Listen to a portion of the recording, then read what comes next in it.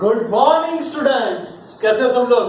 बढ़िया दोस्तों, आज का लेक्चर मस्त होने वाला है कि जिसके अंदर मैं पूरा चैप्टर फास्ट आपको रिवाइज करूंगा। सारे फॉर्मूले आपके आंखों के सामने से निकलने चाहिए।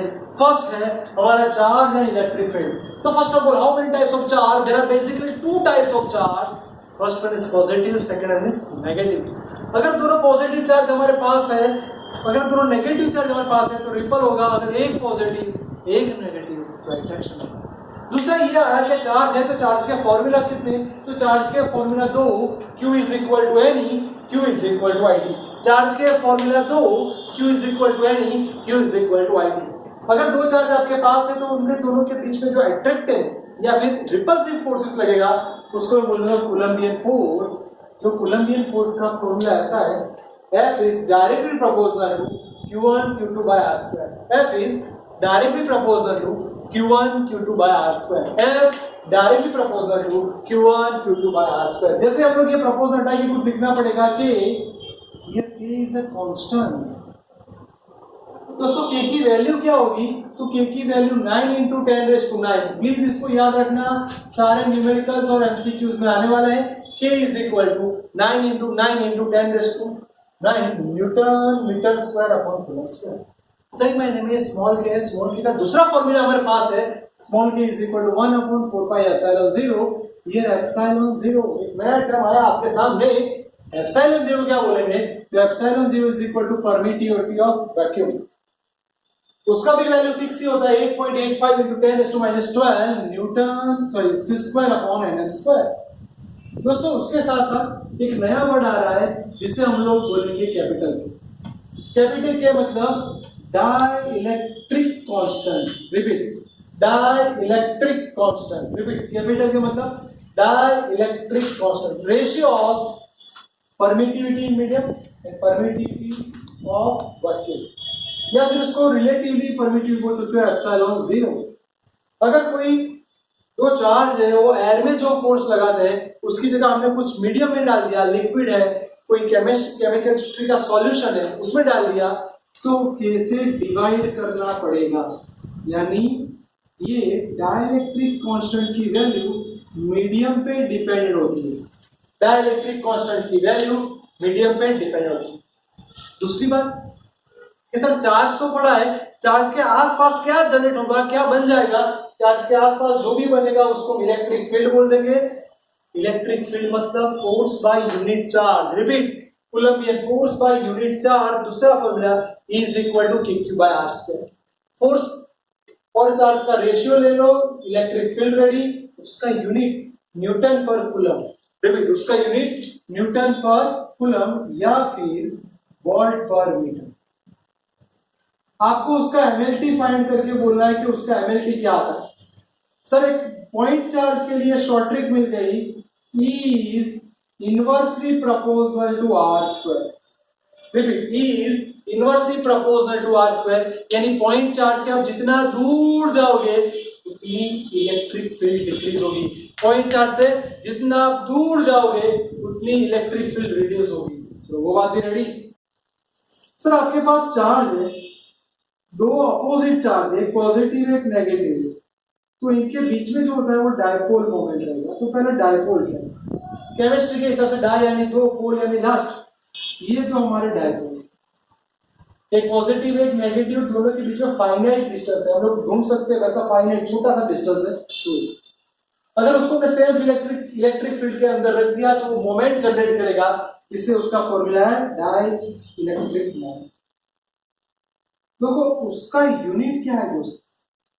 Coulomb into meter. चार्ज का यूनिट कूलम, डिस्टेंस का यूनिट मीटर, यानी कूलम इनटू मीटर। जो टॉर्क लगेगा वो टॉर्क को हम लोग टॉ बोलते हैं। याद करो 11 standard part 2, tau is equal to P cross E। याद करो tau is a scalar form, इसलिए ये वेक्टर फॉर्म आया, स्केलर वेक्टर फॉर्म आया। दूसरा, अगर आपके पास पॉजिटिव चार्ज है तो सारी इलेक्ट्रिक लाइंस बाहर की तरफ होगी रेडियल डायरेक्शन में, और पहली मोटी उससे कम, यानी जिससे डिस्टेंस बढ़ेगा इफेक्टिविटी कम होती जाएगी। ये तो पॉजिटिव चार्ज की बात हुई।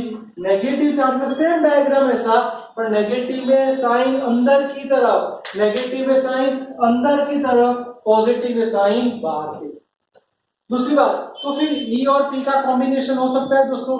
यस, इलेक्ट्रिक फील्ड डायपोल के साथ मिक्स होकर उसके दो टाइप्स बनते हैं। ऑन एक्सिस, यानी जिस एक्सिस पे फाइंड करना है उसी पे डायपोल रख दो, तो ऑन एक्सिस हो गया। उसका formula E is equal to 2kp upon r3, E is equal to 2kp upon r3। और दूसरा फॉर्मूला इक्वेटोरियल पे, यानी एक्सिस ऐसे और डायपोल आपने उसको परपेंडिकुलर रख दिया ऐसे। अगर परपेंडिकुलर रखोगे तो ये फॉर्मूला आएगा। सर ये दोनों में शॉर्ट ट्रिक क्या है?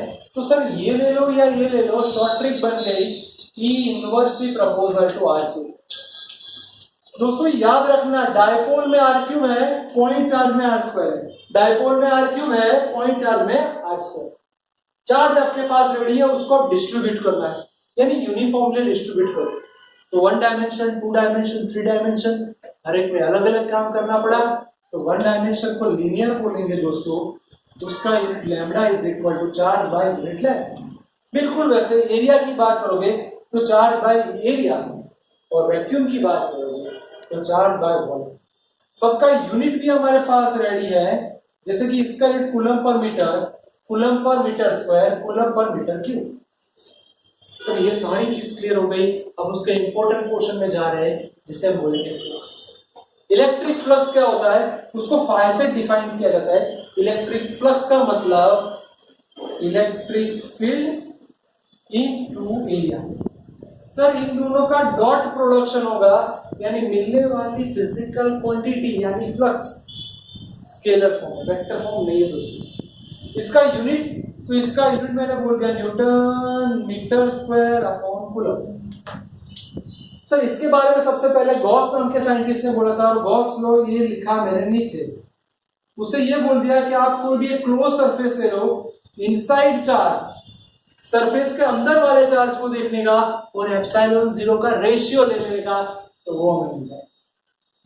तो क्या हम लोग ये उसके अंदर एक डायपोल रख दे, तो अगर आपने उसके अंदर डायपोल रख दिया, टोटल चार्ज 0 है, तो टोटल फ्लक्स भी 0 हो जाएगा।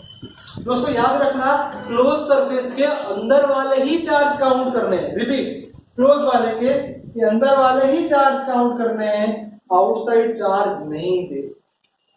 तो सर इसका भी कोई एप्लीकेशन है? हाँ, इसकी एप्लीकेशन ये रही। इनफाइनाइट लेंथ, यानी इसका मतलब 1 डायमेंशन में चले जाओ तो उसका फॉर्मूला रेडी है, lambda upon 2 pi epsilon 0। Sir इसका मतलब short trick E proportional to 1 upon r। तो याद करो वो पैराबोलिक हुआ, यानी डिक्रीज होगा जैसे जैसे डिस्टेंस इंक्रीज होगा, इलेक्ट्रिक फील्ड डिक्रीज होगा। बिल्कुल वैसे दोस्तों अगर 2 डायमेंशन में चले जाए, यानी हम लोग इनफाइनाइट प्लेन में चले जाए, तो उसका formula E is equal to sigma by 2 epsilon 0। Sir यहाँ पे कोई भी बात रेडियस की नहीं है, यानी वो कांस्टेंट रहेगा, यानी r पे डिपेंडेंट नहीं है। रिपीट, इलेक्ट्रिक फील्ड वो डिस्टेंस पे डिपेंडेंट नहीं। तो सर 2 डायमेंशन में और है, जिसे हम बोलोगे स्फेरिकल स्फीयर। अगर उसका हम लोग ग्राफ ड्रॉ करें तो बेटा इनसाइड है, इनसाइड हमें कुछ नहीं मिलेगा, क्योंकि स्फेरिकल शेल के अंदर तो चार्ज होगा ही नहीं। आप लोग लाइक वॉलीबॉल ले लो, तो चार्ज उसकी सरफेस पे होगा, इनसाइड तो कुछ नहीं होगा। कुछ नहीं होगा तो इलेक्ट्रिक फील्ड 0 हो जाएगा।